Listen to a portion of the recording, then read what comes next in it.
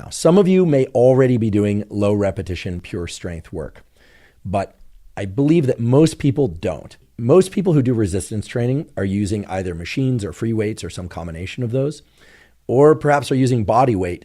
And they tend to focus on repetition ranges from about 5 and usually more like 6 repetitions out to about 10 and perhaps 15 repetitions. Now, of course, doing resistance training in repetition ranges of 5 to 15 reps per set, provided it's done at sufficient intensity, so either to failure or close to failure, of course in good form, is tremendously beneficial. It can help build strength, it can enhance hypertrophy. There is tremendous value to training in those repetition ranges.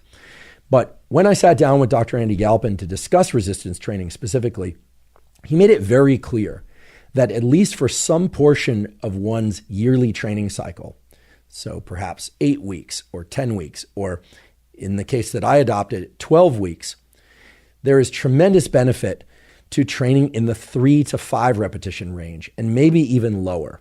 So the second tool of training specifically for strength in this 3 to 5 repetition range is something that I started to incorporate after I sat down to record that series.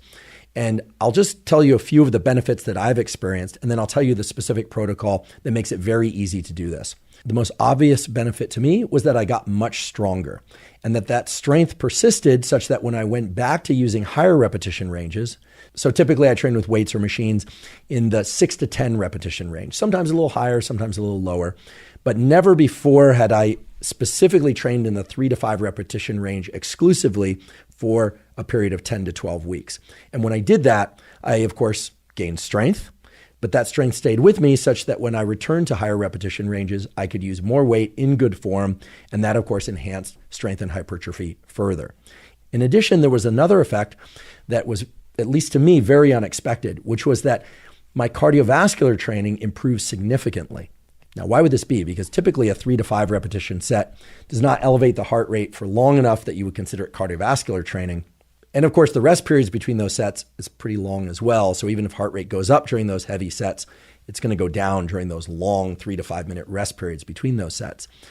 But what I noticed was that my overall posture and my ability to maintain cardiovascular output while using good running form or good rowing form was also vastly improved. And the logical interpretation of why that would be is simply that the muscles got stronger, and those same muscles are being incorporated into the cardiovascular, let's call it endurance work that I'm doing on other days.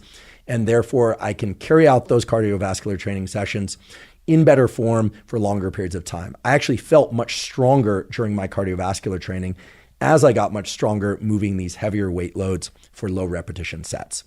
And then the third specific benefit that I noticed is that when training heavy for 3 to 5 repetitions per set, I didn't get sore.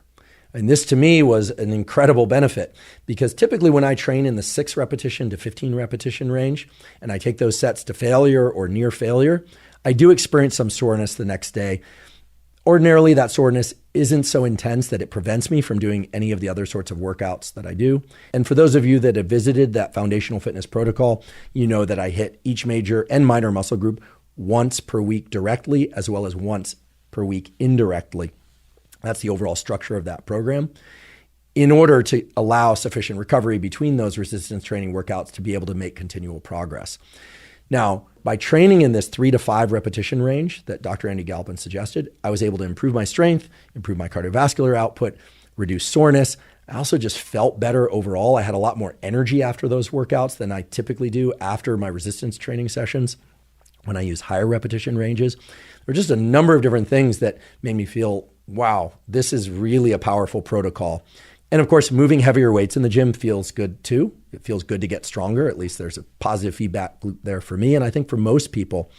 And I should also mention that for those of you that are averse to doing heavier resistance training in this 3 to 5 repetition range because you fear that it will make you too big or too bulky, training in the low repetition ranges is actually more geared towards increasing strength and is shifting away somewhat from increasing hypertrophy or muscle size.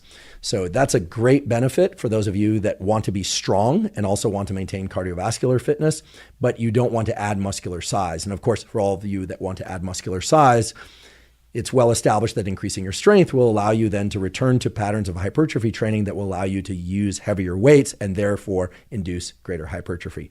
So there are so many reasons to incorporate these strength training protocols.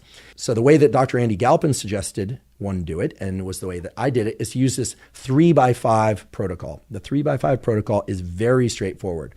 It involves doing 3 to 5 exercises per workout. Okay, so if it's a workout for legs, it's 3 to 5 exercises. If it's a workout for some upper body muscle, it's 3 to 5 exercises. 3 to 5 exercises for 3 to 5 sets per exercise, 3 to 5 repetitions per set, and 3 to 5 minutes of rest between each set. In addition, he emphasized that one can do those workouts 3 to 5 times per week, although I'm going to put an asterisk next to that last statement because I found that I couldn't do the 3x5 protocol, say for legs specifically, 3 to 5 times per week. I realize that might be possible for some people, but I'm somebody who, like many of you out there, either doesn't have the time or doesn't have the recovery capacity to train my legs 3 to 5 times per week. Even though I acknowledge that there are probably ways to do that would still allow me to recover, it just simply starts to impede into other areas of training. It starts to impede other areas of life like work and family and sleep and all the rest. So what I did and what I'm suggesting you try is for any existing resistance training that you're doing to take a period of 8 or 10 or ideally 12 weeks and do the vast majority, if not all of that resistance training in the lower repetition range that's designed specifically to induce strength adaptations. And to not pay attention to whether or not you're hitting that same muscle group 3 to 5 times per week. Rather, if you train your legs once or twice per week, to simply do all of the work for your legs in that 3 to 5 repetition range. If you train an upper body muscle or muscle groups, chest, shoulders, back, once per week or twice per week, to just stay within that 3 to 5 repetition range for those work sets, right? Warm-ups can include a few more reps. And then to adhere to this 3 to 5 exercises, 3 to 5 sets per exercise, 3 to 5 repetitions per set, and 3 to 5 minutes between sets.